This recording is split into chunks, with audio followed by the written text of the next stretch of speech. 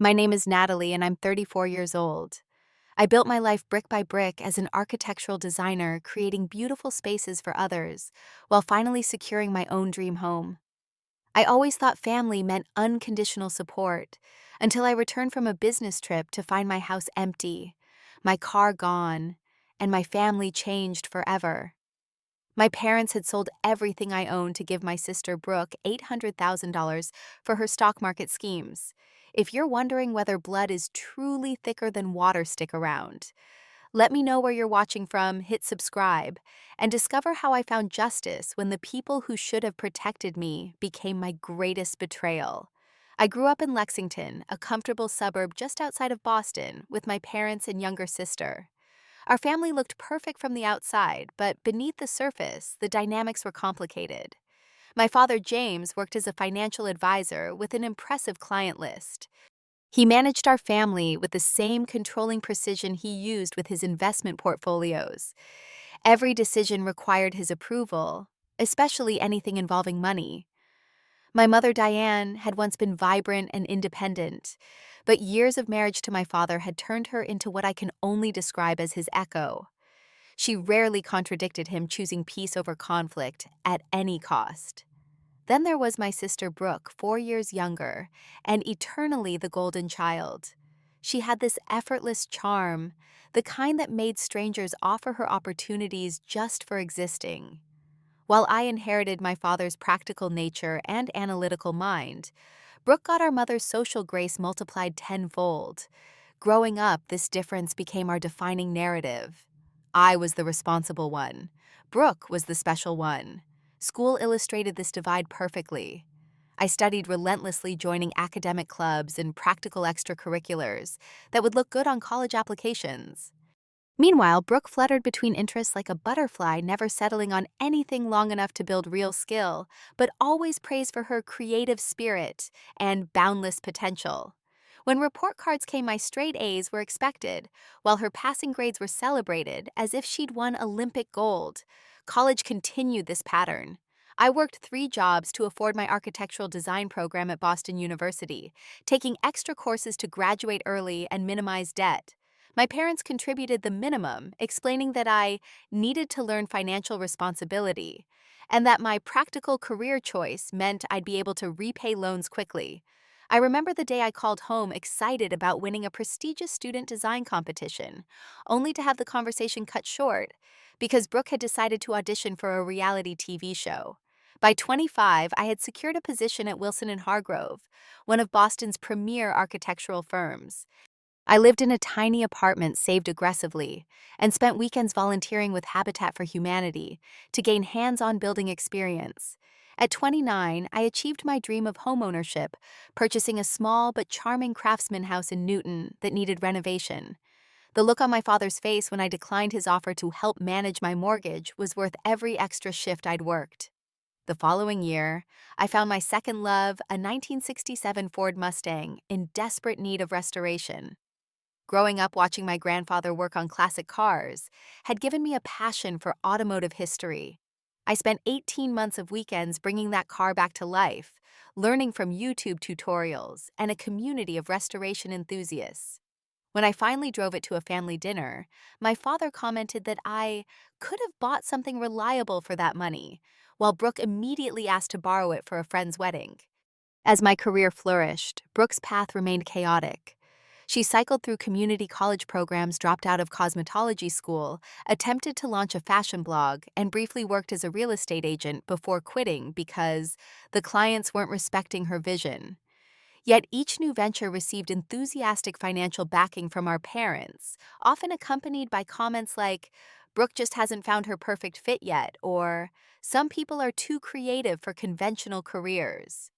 The disparity in treatment became impossible to ignore. When I needed emergency dental surgery, my parents offered a loan with repayment terms. When Brooke wanted cosmetic procedures, they covered everything as a gift. Family vacations were planned around Brooke's scheduled holidays, revolved around her preferences, and family conversations centered on her latest ambitions, regardless of how unrealistic. Things shifted dramatically about 8 months before everything fell apart. Brooke started dating Warren, a self-described investment prodigy, who claimed to have special insight into market trends.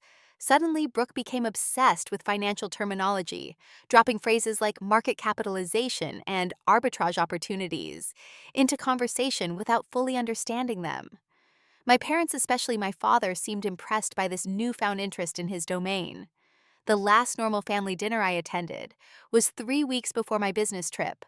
Brooke dominated the conversation, explaining an exclusive investment opportunity that required significant capital, but promised returns that sounded statistically impossible.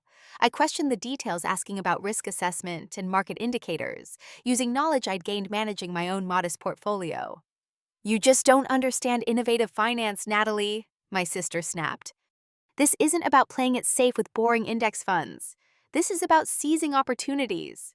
My father nodded approvingly at Brooke, while my mother refilled wine glasses to ease the tension. When I suggested Brooke start with a smaller investment to test her strategy, my father actually laughed.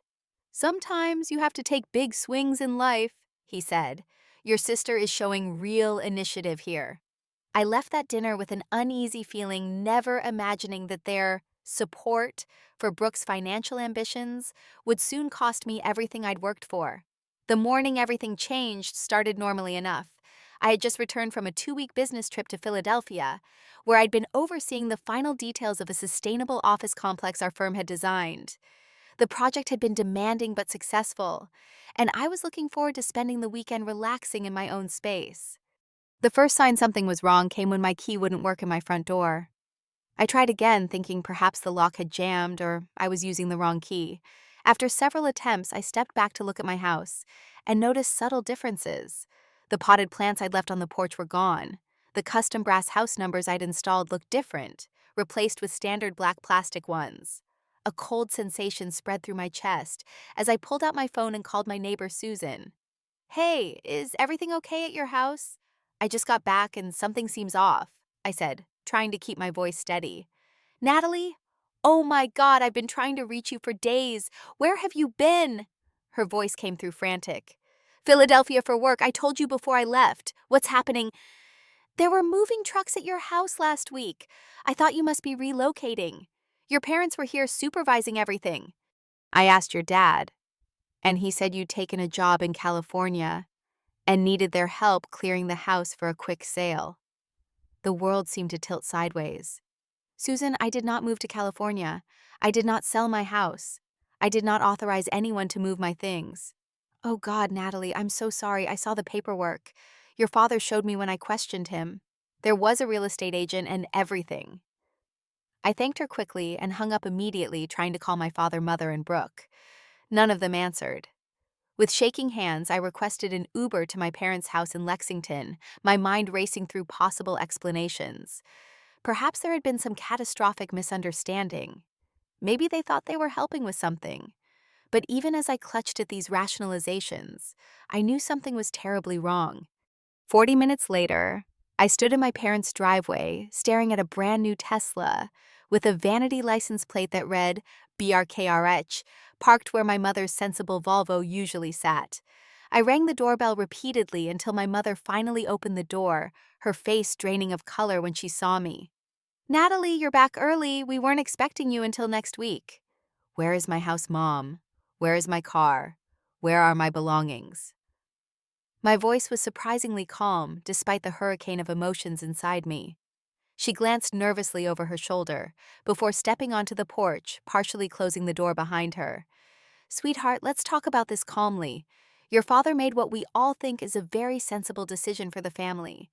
Come back this evening when he's home and we can discuss everything." I pushed past her into the house, my professional composure finally cracking. "No, we're discussing this now." "What have you done?" I found Brooke lounging in the living room, scrolling through her phone while surrounded by shopping bags from luxury stores. She looked up momentarily startled before settling into a smug smile. "Well, look who's here. Drama queen alert," she said, rolling her eyes. My father emerged from his home office, his expression shifting from annoyance to calculated calm when he saw me. "Natalie, this is unexpected. I thought we'd have time to prepare a proper explanation." "Explain what exactly?" how my house was sold without my knowledge, how my car disappeared, how all my possessions vanished. My father sat down, gesturing for me to do the same. I remained standing. Your sister has discovered an exceptional investment opportunity, he began as if describing a normal family decision. The potential returns are extraordinary, but it required substantial initial capital. After careful consideration, I determined that redistributing family assets was the most logical approach. Family assets. I nearly choked on the words. My house and car weren't family assets. They were my assets, purchased with my money that I earned. My mother interjected, her voice placating. Honey, you're established now. You have a successful career. Your sister needs her chance to build something. We're just evening things out a bit. Brooke nodded. Besides, my investment strategy will benefit everyone. When the returns start coming in, you'll thank us. We can buy you another little house if it means that much to you. The casual dismissal of everything I'd worked for left me speechless. I turned back to my father, struggling to process the enormity of what they'd done. How did you even do this? I never signed any sales documents. A flicker of discomfort crossed his face before he regained his composure. I had power of attorney from when you had that surgery 3 years ago. As your financial advisor, I've always kept copies of your important documents. It was a simple matter of facilitation. The implications hit me like a physical blow. You forged my signature. That's fraud. That's criminal. It's family looking out for family, my father countered. Sometimes parents need to make difficult decisions for the greater good. Where are my things? I demanded. My mother answered hesitantly. We rented a storage unit. It's paid for 3 months. We thought that would give you time to adjust. I stood there looking at these people who shared my blood, but suddenly felt like strangers. My childhood home, once a source of complicated comfort, now felt hostile and dangerous. These people had stolen everything from me and were acting like they'd done me a favor. How much? I asked, my voice hollow. How much did you get for my house and car? Brooke answered proudly. Almost $800,000. And Warren says we can triple that within 6 months with the right moves. $800,000. The number echoed in my head. Years of work sacrifice and dreams reduced to a figure they'd handed to my sister for a get-rich-quick scheme. You'll never get away with this, I said quietly, the shock beginning to transform into cold resolve. What you've done isn't just wrong, it's illegal. My father stood, his expression hardening. Don't make threats, Natalie. No court will side against parents acting in their child's best interest. Besides, the transactions are complete. The money has been invested. There's no going back now. I walked out without another word, borrowed money from a colleague for a hotel room, and spent the night alternating between tears and furious research about legal options. By morning, I knew exactly what I needed to do. This wasn't just about money anymore. It was about justice. The days following the discovery were a blur of shock and desperate planning. With nowhere to go, I accepted my friend Tara's offer to stay in her guest room. I remember sitting on the edge of her pristine guest bed that first night, surrounded by the few possessions I had with me from my business trip, feeling like I was floating outside my body. Everything I'd built had vanished while I was away, sold by the people who were supposed to love me most. You need a lawyer, Tara said firmly, sitting beside me with a cup of tea I couldn't bring myself to drink. Not just any lawyer. You need someone who specializes in fraud and family financial abuse. The next morning, still wearing clothes from my suitcase, I met with attorney Jackson Williams, whose name had appeared repeatedly during my late-night research. His office projected exactly the kind of steady competence I needed, with its dark wood furniture and walls lined with legal texts rather than decorative law degrees. Walk me through everything again, he said after I'd given him the basics, his pen poised over a legal pad. Every detail matters here. I recounted the entire story, starting with the long history of favoritism toward Brooke, and ending with my father's casual admission of using old documents to facilitate the sales. Jackson's expression remained professionally neutral, but his increasing note-taking speed revealed his growing interest. Based on what you've told me, we're looking at several serious legal issues, he said when I finished. Forgery, fraud, conversion of property, and potentially elder financial abuse statutes that can apply even though you're not elderly, since they use their position of trust. Can we get my house back? I asked, clinging to a desperate hope. Jackson's expression turned sympathetic, but realistic. The sales themselves might be difficult to reverse if the new owners purchased in good faith. However, we can absolutely pursue the proceeds plus damages, and there could be criminal charges for your family members. The word criminal made my stomach clench. Despite everything, these were still my parents, my sister, the only family I had. I just want what's mine, I said quietly. I don't necessarily want them in jail. I understand that, Jackson replied. But you should be prepared for all possibilities. This level of financial manipulation is extremely serious. Over the next 2 weeks, we built our case methodically. Jackson assigned a forensic document examiner to analyze the sales paperwork, which confirmed my signatures had been copied from old documents and digitally inserted. A financial investigator tracked the money trail, documenting how the proceeds from my house and car had been transferred directly into a new investment account under Brooke's name. We discovered my father had told the real estate agent I was relocating internationally for work and needed a quick sale, which explained the below-market price. The car had been sold to a collector who'd been trying to acquire it for months. My father had simply told him I'd finally decided to sell. The most damning evidence came from Nancy Winters, the notary public, who had supposedly verified my signature. When Jackson's investigator interviewed her, she admitted my father had been a client for years and had assured her I had signed the documents, but couldn't be present for notarization due to my overseas work. She'd believed him because of their professional relationship notarizing the documents without ever seeing me sign them. This is textbook fraud, Jackson explained during one of our strategy meetings. The notary has already provided a sworn statement admitting she violated protocol based on your father's influence. That alone could invalidate the sales, though the practical aspects of unwinding completed real estate transactions remain complicated. Throughout this investigation phase, my phone continuously lit up with messages from my mother, alternating between tearful pleas to talk things through as a family and manipulative guilt trips about how my overreaction was destroying our family. My father's messages were fewer but more threatening, suggesting I would regret making a spectacle of family matters. Brooke simply blocked me on all social media platforms. As we gathered evidence, other patterns emerged.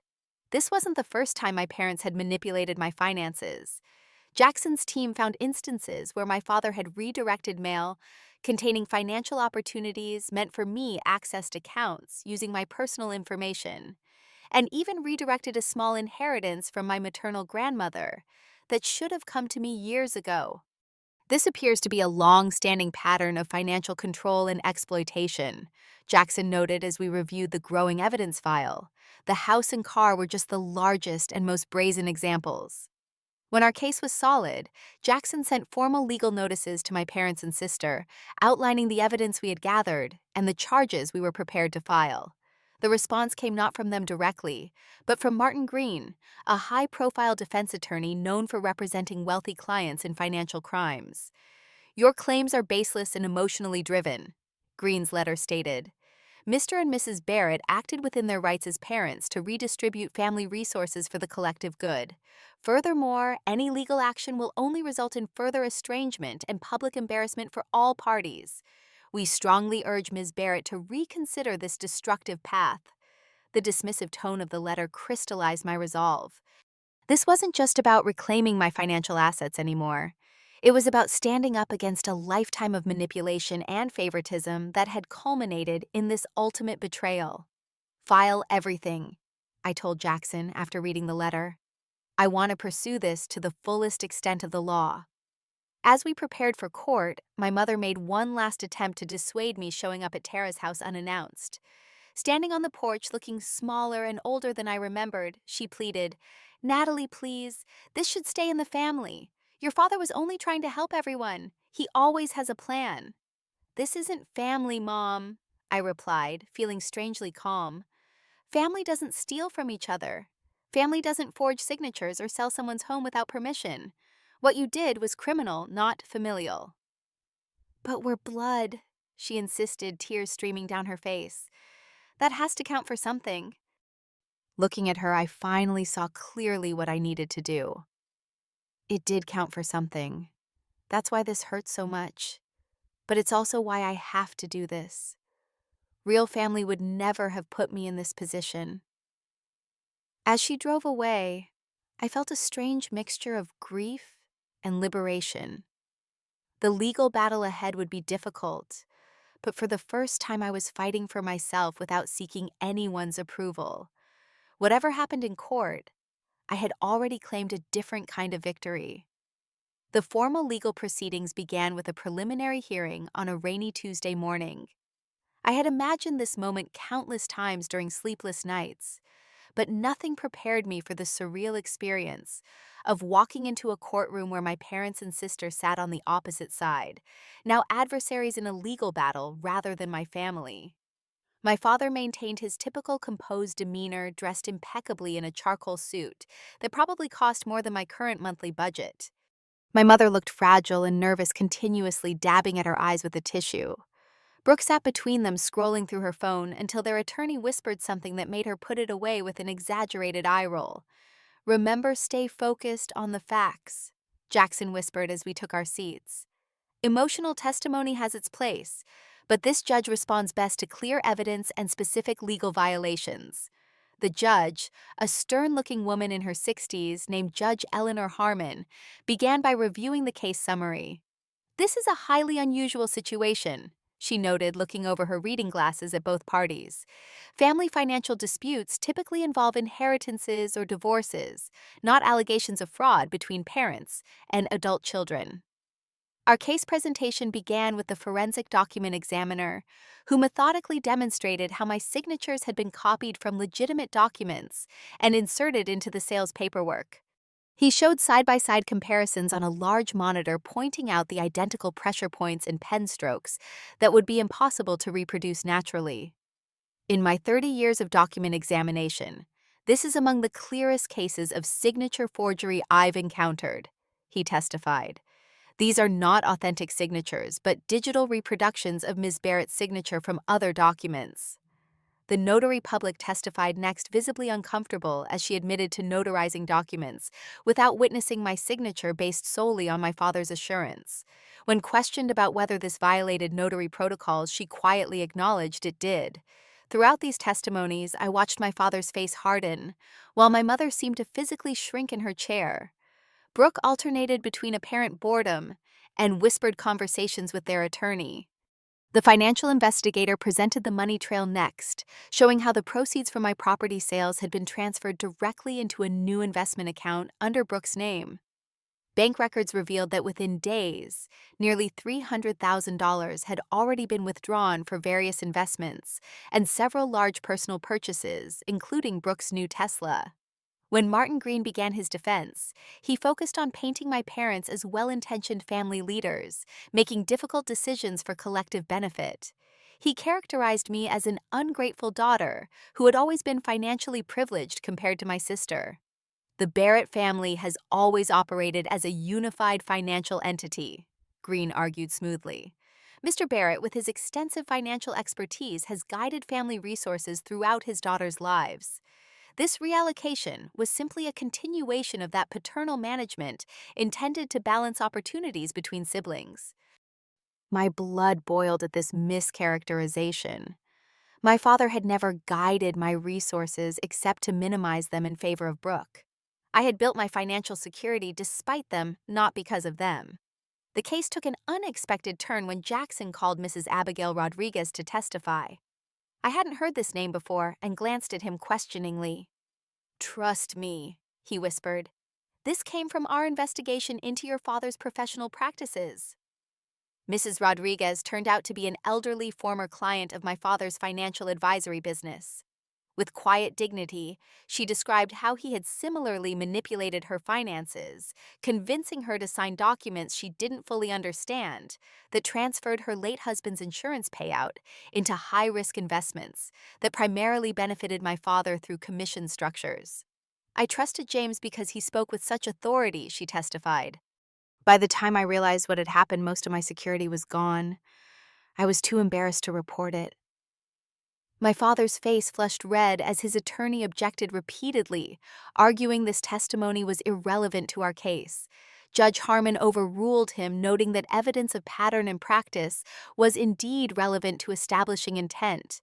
Two of my childhood friends testified about the long-standing pattern of favoritism they had witnessed growing up, providing context for how this final betrayal fit into a lifetime of imbalance.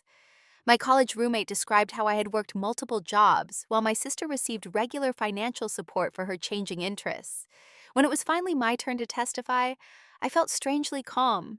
Looking directly at the judge rather than my family, I recounted my journey from childhood through establishing my career and purchasing my home and car. I described the shock of returning from my business trip to find everything gone, and the devastating conversation where my family had casually admitted to selling my possessions without permission. Your Honor, I worked 3 jobs during college to avoid debt. I lived in a studio apartment with a roommate for years to save for my house down payment. I spent weekends for over a year restoring that car myself. Everything I owned, I earned through my own efforts. My parents contributed nothing to my education or my home purchase. They have always favored my sister financially, but I never imagined they would actually steal from me to fund her latest scheme. During cross-examination, Green attempted to portray me as financially secure enough to absorb the loss, suggesting I was being vindictive rather than truly harmed. Ms. Barrett, with your successful career, couldn't you simply purchase another home? Isn't this really about family resentment rather than actual financial need? I took a deep breath before answering. This case isn't about whether I could eventually recover financially. It's about my family committing fraud and theft against me. It's about them believing they had the right to take everything I'd worked for without my consent. No one, regardless of their income or relationship, should have their property stolen and their identity forged. As the trial progressed into its second week, tensions escalated both inside and outside the courtroom. Extended family members began taking sides. My father's sister, who had always adored Brooke, started a family email chain describing me as money-obsessed and vindictive. My mother's brother, however, reached out privately to express support, admitting he'd witnessed their favoritism for years. Family friends who had known us for decades applied pressure through mutual connections, suggesting I was destroying my family over mere possessions. Several called Tara, trying to convince her to persuade me to drop the case. The most shocking development came midway through the trial, when our financial investigator discovered Brooke had already lost nearly $300,000 of the money in questionable investments recommended by her boyfriend Warren. Further investigation revealed Warren had been involved in several investment schemes that bordered on fraudulent, using personal connections rather than market knowledge to solicit funds. When this information was presented in court, Brooke burst into tears, claiming she had been misled. My father sat stone-faced while my mother seemed genuinely shocked, suggesting she hadn't been fully informed about where the money was going. Outside the courthouse that afternoon, Brooke confronted me in the parking lot, her carefully maintained composure finally cracking. "Are you happy now?" she screamed, mascara running down her face. "You've ruined everything. Warren says he could have recovered the investments if we just had more time. This is all your fault." "My fault," I replied incredulously. "You stole my house, my car, everything I owned, and you're blaming me because your boyfriend's scam didn't work out." "It wasn't a scam," she insisted. "You just can't stand seeing me succeed. You've always been jealous because Mom and Dad love me more."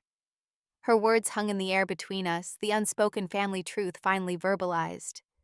In that moment, something shifted inside me. This wasn't just about the money anymore. This was about breaking free from a toxic family dynamic that had shaped my entire life. "You're right about one thing, Brooke," I said quietly. "They did love you more. But that doesn't make what you all did right. And it doesn't make me wrong for standing up for myself." As she stormed off toward their attorney's car, I felt an odd sense of clarity. Whatever the outcome of this trial, I was already rebuilding myself stronger and with clearer boundaries than before. The turning point in the trial came unexpectedly during the third week of proceedings. My mother, who had remained mostly silent during the initial hearings, suddenly requested to speak privately with Judge Harmon and both attorneys. After a brief conference in chambers, Jackson returned looking cautiously optimistic. "Your mother wants to testify," he whispered. "Apparently, she has information that contradicts your father's claims about the financial decisions being mutual and for family benefit." When court resumed, my mother took the stand visibly trembling. She avoided looking at my father, whose expression had transformed from confident to concerned. "Mrs. Barrett," Judge Harmon began, "I understand you have testimony you wish to provide regarding your knowledge of the property sales in question." My mother nodded, clutching a tissue. "Yes, Your Honor. I need to tell the truth about what happened." What followed was a confession that seemed to physically pain her with each word. She admitted my father had planned the sales without consulting me, knowing I would never agree. He had told her it was necessary for Brooke's future, and that I would understand eventually. She described how he had practiced copying my signature before digitally inserting it into the documents. James said it wasn't really illegal because he was doing it for family reasons. She explained, her voice breaking. "He said parents have the right to make decisions for their children, even adult children. I knew it was wrong, but I was afraid to contradict him. I've always been afraid to contradict him." My father's attorney immediately objected, claiming spousal privilege, but Judge Harmon overruled him. "Spousal privilege doesn't apply when both parties participated in the conduct in question. Please continue, Mrs. Barrett." My mother went on to describe a pattern of financial control that had defined their marriage. My father had always maintained complete authority over family finances, allocating funds based on his personal preferences, rather than fairness or need. Brooke had been favored because she reminded him of his mother, while I was expected to be self-sufficient, because I resembled his more independent sister. He always said Natalie was strong enough to handle herself, while Brooke needed extra support, my mother explained. Over time, it became our family's unquestioned truth. But selling Natalie's house and car crossed a line I shouldn't have allowed to be crossed. "I'm sorry, Natalie. I failed you as a mother." Looking at her on the stand, I felt a complicated mixture of vindication, pity, and lingering anger. This woman had stood by while my father systematically favored my sister, culminating in this ultimate betrayal. Yet she was also clearly a victim of his domineering personality and financial control. The most damaging testimony came when Jackson played a recorded phone conversation between my parents that I hadn't even known existed. Apparently, my mother had called my father from a friend's phone the day after I discovered the sales, and the friend had recorded the call out of concern for my mother's emotional state. In the recording, my father could clearly be heard saying, "Of course I knew it wasn't strictly legal, Diane, but family business stays private. No judge will intervene in a father making financial decisions for his family. Besides, Natalie has no proof we weren't authorized. I destroyed the original power of attorney document after using it." The courtroom fell silent as the recording ended. My father's face had gone completely white, while his attorney frantically scribbled notes. Judge Harmon's expression remained neutral, but her eyes had hardened. When my father took the stand in his own defense, his testimony contrasted sharply with the confident financial advisor persona he had maintained throughout my life. He attempted to justify his actions as necessary parental intervention, arguing that Brooke's investment opportunity represented the family's best financial interest. "As the financial head of this family, I made a decision that would benefit everyone in the long term," he insisted. "Natalie has always been financially conservative to a fault. She would never have agreed to this opportunity, despite its potential to multiply her assets significantly." During cross-examination, Jackson methodically dismantled this argument, having my father confirm his professional credentials as a financial advisor, before asking, "As a licensed financial professional, would you advise a client to sell their primary residence and vehicle, to give the proceeds to someone with no investment experience or qualifications based on their boyfriend's stock tips?" My father's hesitation was telling. "That's a simplification of a complex family decision. It's a yes or no question, Mr. Barrett. Would you professionally advise this course of action?" After a long pause, he admitted, "No, I would not." "So you held your daughter to a lower standard of financial care than you would a paying client?" Objection, Green interjected. Argumentative. Sustained. Judge Harmon ruled, but the point had been made. When Brooke testified, her earlier confidence had evaporated. She admitted that the investment strategy had primarily come from her boyfriend Warren, who had promised to make everyone rich through his market insights. When pressed about her qualifications to manage such large sums, she became defensive. "I shouldn't need qualifications to pursue opportunities," she insisted. "Natalie has always had advantages I didn't have. She's naturally good at practical things. This was my chance to contribute to the family in my way." As closing arguments approached, I sat in the courtroom looking at the three people who had formed my entire concept of family. My father still projecting authority despite the damning evidence against him. My mother broken by her own complicity and decades of subjugation. My sister finally facing consequences for a lifetime of entitlement. They felt like strangers, now characters in a painful story rather than my flesh and blood. During my final statement to the court, I spoke not just about the legal violations, but about the deeper betrayal they represented. "Your Honor, my family didn't just steal my property. They stole my trust, my security, and my belief in what family means. I worked for everything I had overcome obstacles they placed in my path, and finally built a life I was proud of. They took that from me not because they needed to, but because they felt entitled to control my resources as they always had. I'm not asking for punishment out of vengeance. I'm asking for justice and the chance to rebuild what was taken from me." After 5 grueling weeks of testimony, expert witnesses, financial forensics, and family secrets exposed to public scrutiny, the jury reached its verdict. They found unanimously in my favor, on all counts awarding me the full value of my property, plus punitive damages that brought the total to just over $1.2 million. Judge Harmon's final statements were directed not at me, but at my family. The court rarely sees such clear evidence of premeditated financial exploitation within a family unit. "Mr. Barrett, your position as a financial professional makes your actions particularly egregious. The court will be referring this matter to the district attorney's office for potential criminal charges, as well as to the financial regulatory authorities regarding your professional license." As the verdict was read, my father's face contorted with rage, while Brooke collapsed into tears. Only my mother seemed resigned, as if she had long expected this day of reckoning.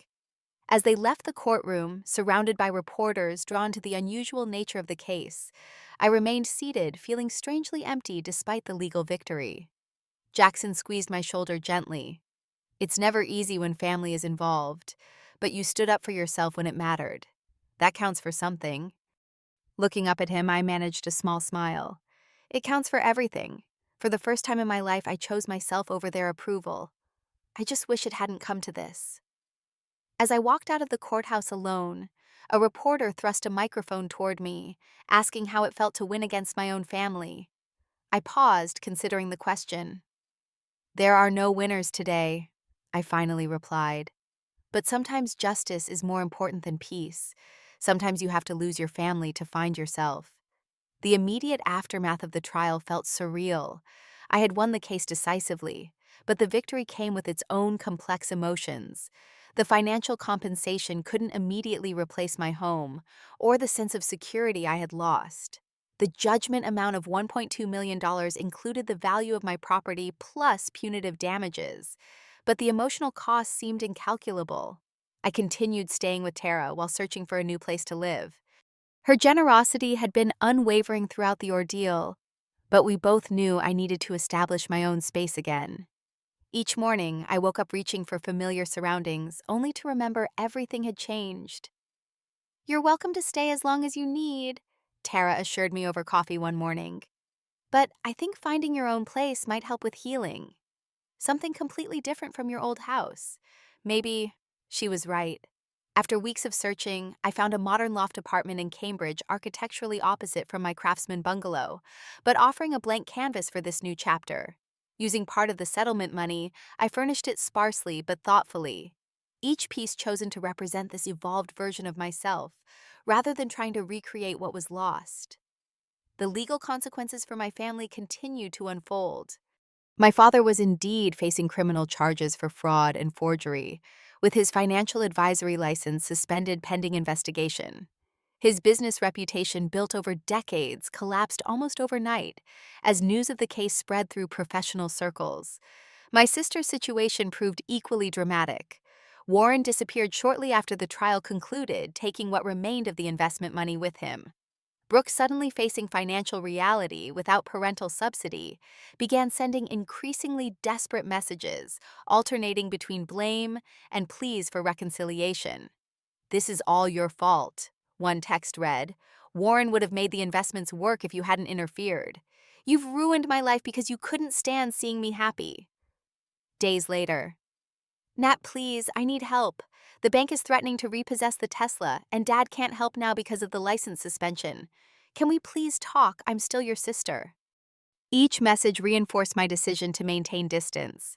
This wasn't the first time Brooke had cycled between entitlement and neediness, but it was the first time I recognized it clearly for what it was.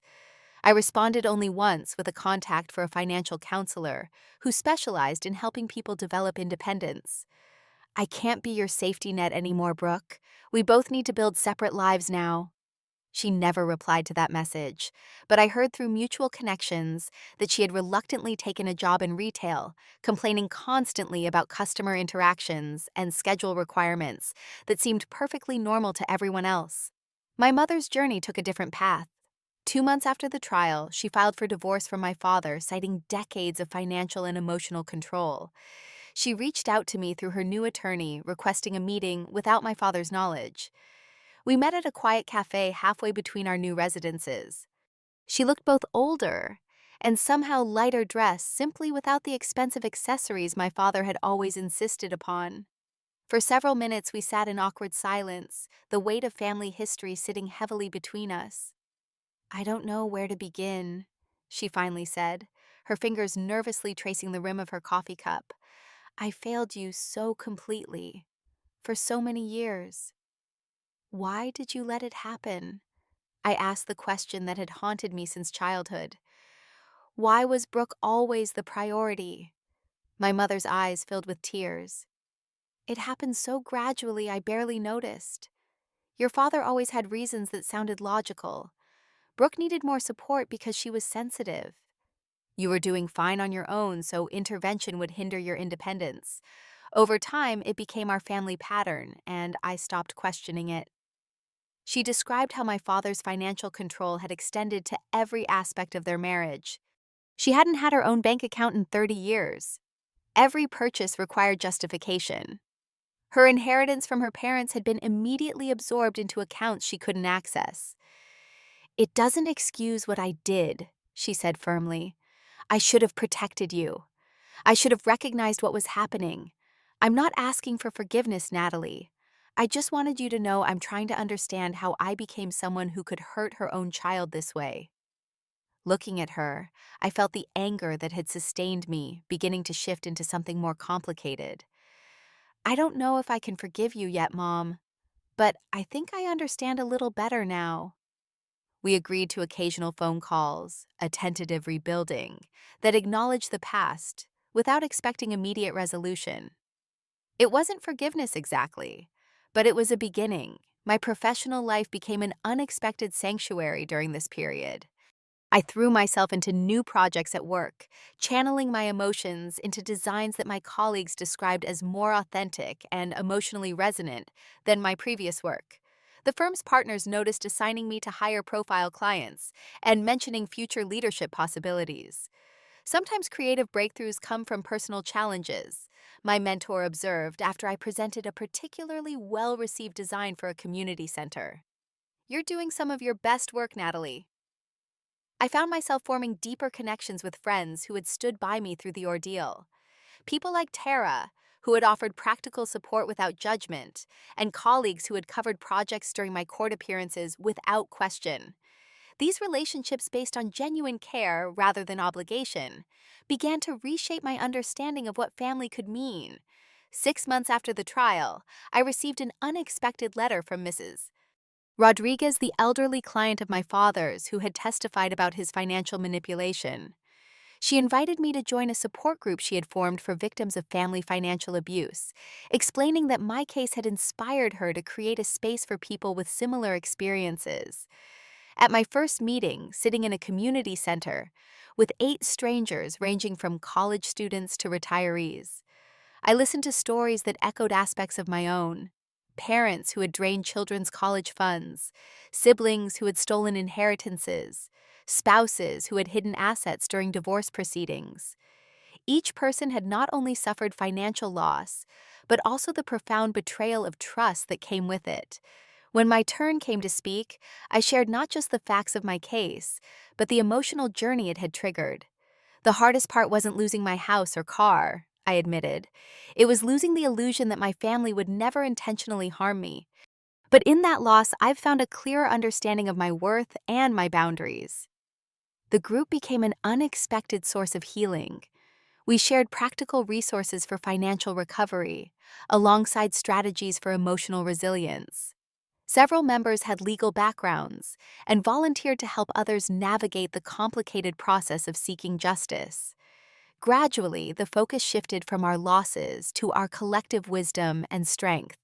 Through this group, I began speaking at community workshops about recognizing signs of financial exploitation within families. Local news covered one of these events, which led to an interview where I shared my story publicly for the first time.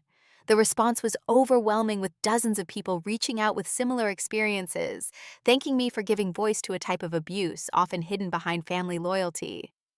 "You've turned something painful into a purpose," Tara observed after watching the interview.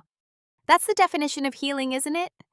As the 1-year anniversary of the trial approached, I finally felt ready to visit my storage unit, which contained the possessions recovered from my sold home. Jackson had arranged for everything to be properly cataloged and stored after the court case, but I hadn't been emotionally prepared to sort through these remnants of my previous life. Standing before the rolling metal door, I felt a surge of anxiety.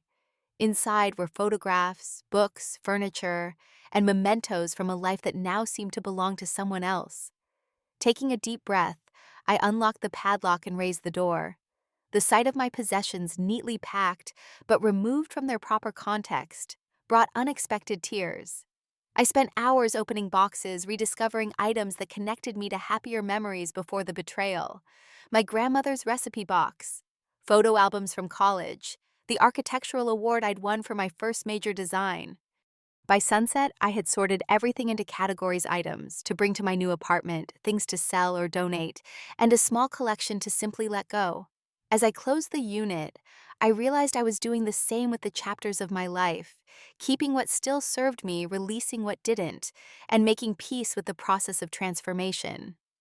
Walking to my car, I felt lighter than I had in months. The betrayal would always be part of my story, but it no longer defined me. I was building something new from the fragments, something potentially stronger and more authentic than what had been taken from me. 1 year after the court case that changed everything, I stood in the living room of my newly purchased home. Unlike my previous craftsman bungalow, this was a contemporary design I had created myself, incorporating all the architectural elements I'd always admired, but never implemented in my own space. Floor-to-ceiling windows filled the rooms with natural light. An open floor plan created flow between living areas, while thoughtful nooks provided spaces for solitude and reflection. This house represented more than shelter. It embodied the person I had become through adversity. The foundation was solid, the structure resilient, and the design uniquely mine, uninfluenced by others' expectations or demands. As I walked through the empty rooms that would soon contain carefully chosen furnishings, I felt a profound sense of homecoming that transcended physical space. "This is absolutely stunning, Natalie," said Michael, the contractor who had brought my design to life. "You've created something special here." "Thanks for helping me build it," I replied, genuinely grateful for his team's dedication to executing my vision.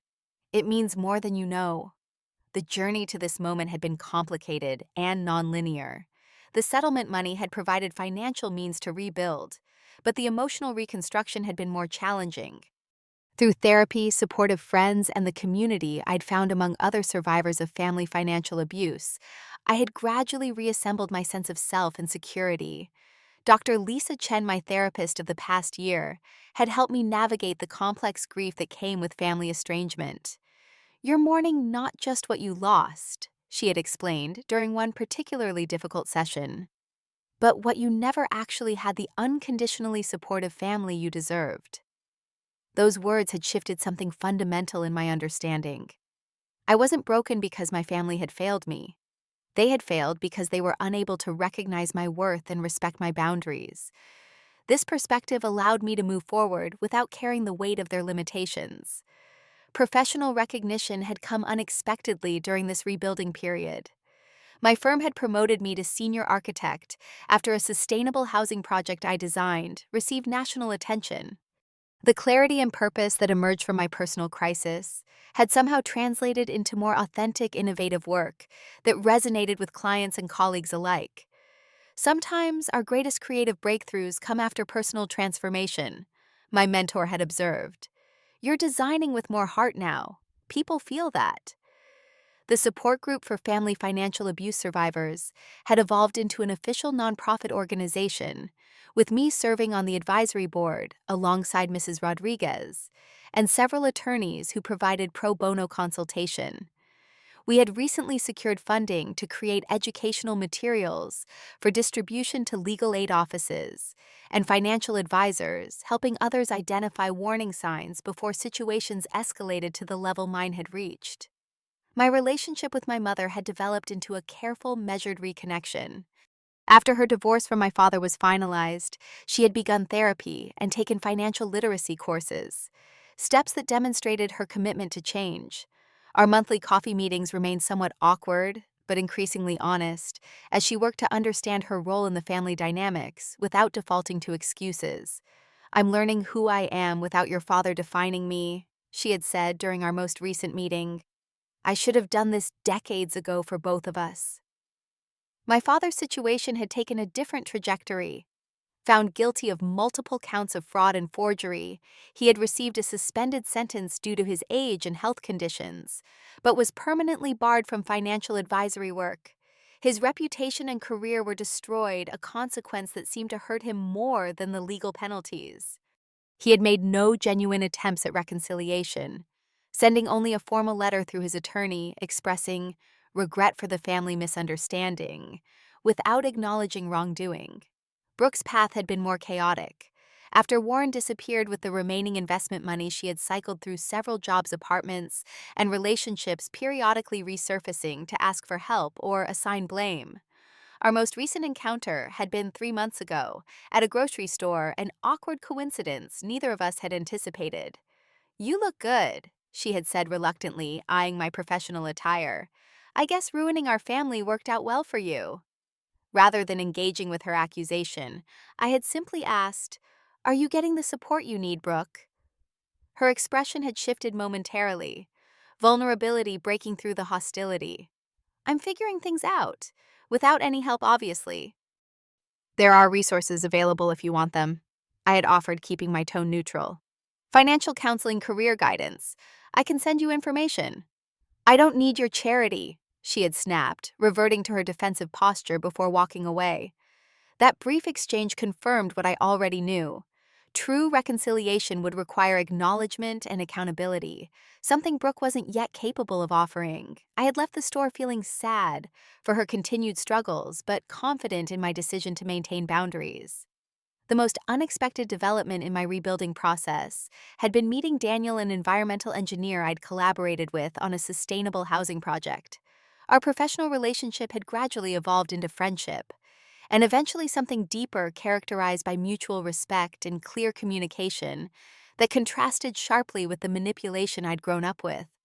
"What I appreciate most about you is your straightforwardness," he had told me during one of our early dates. "You say what you mean and mean what you say. That's rare." I had explained my family history to him gradually, watching carefully for his reaction. Instead of the pity or discomfort I had feared, he had shown genuine understanding and respect for the boundaries I had established. "Family is who treats you like family," he had said simply. "Sometimes that includes blood relatives, sometimes not." His own family, warm and functionally imperfect, had welcomed me without pressure or expectation, demonstrating what healthy family dynamics could look like. The first time his mother had casually disagreed with him during dinner, they had debated openly before moving on without tension. leaving me quietly amazed at their easy acceptance of differing opinions. Standing now in my new home, preparing for the housewarming gathering I would host that evening, I reflected on how completely my definition of family had transformed. The guests who would soon arrive represented a chosen family, built on mutual respect rather than obligation. Tara and her husband, who had provided shelter when I had nowhere to go, colleagues who had become friends, members of the support group who understood my journey without explanation, and Daniel, who had demonstrated that love could exist without control or conditions. My mother had been invited, but had declined, sensing perhaps that she wasn't ready for the milestone this home represented. "Maybe next time," she had said gently. "I'm still working on earning my place in your new life." Her self-awareness represented progress I wouldn't have thought possible 2 years ago, a small victory in itself. As I arranged flowers in the kitchen, my phone buzzed with a text from my attorney Jackson. "Just heard your father's appeal was denied. Thought you should know. How are you feeling about the anniversary?" I considered the question carefully before responding. "Building something new instead of looking back, but grateful for your help in making this possible." His reply came quickly. "You did the hard part. Proud of you." Those words struck me unexpectedly. Pride had always been conditional in my family, tied to achievements that benefited my parents' image or Brooke's needs. This simple expression of authentic pride in my resilience felt like a gift. The doorbell rang, announcing the first guest for the housewarming. Before answering, I paused for a moment in the center of the home I had designed and built both literally and metaphorically. The person who had returned from that business trip 2 years ago to find everything stolen would hardly recognize the woman I had become, not despite the betrayal, but partly because of how I had chosen to respond to it. The greatest lesson from this painful journey had been learning the difference between what happens to you and what you do with it. My family had taken my material possessions, but in rebuilding, I had discovered my own strength, created authentic connections, and established boundaries that protected my newly recognized worth. Opening the door to welcome my guests, I felt a deep sense of peace that had nothing to do with legal victories or financial settlements. True healing hadn't come from making my family pay, but from recognizing that their betrayal reflected their limitations, not my value. The life I was building now was not a reaction to loss, but a deliberate creation based on my own values and choices. As friends filled my new home with conversation and laughter, I realized that the ultimate price my family had paid wasn't monetary or legal. It was missing the opportunity to know and love the person I had become, someone who had learned to value herself enough to walk away from those who couldn't. What about you? Have you ever had to rebuild after someone you trusted betrayed you? Has family disappointment ever led to unexpected growth in your life? Share your experiences in the comments. And if this story resonated with you, please like and subscribe. Remember, sometimes the family we choose matters more than the family we're born into. Thank you for listening to my journey, and whatever challenges you're facing, know that you have the strength to build something beautiful from the pieces.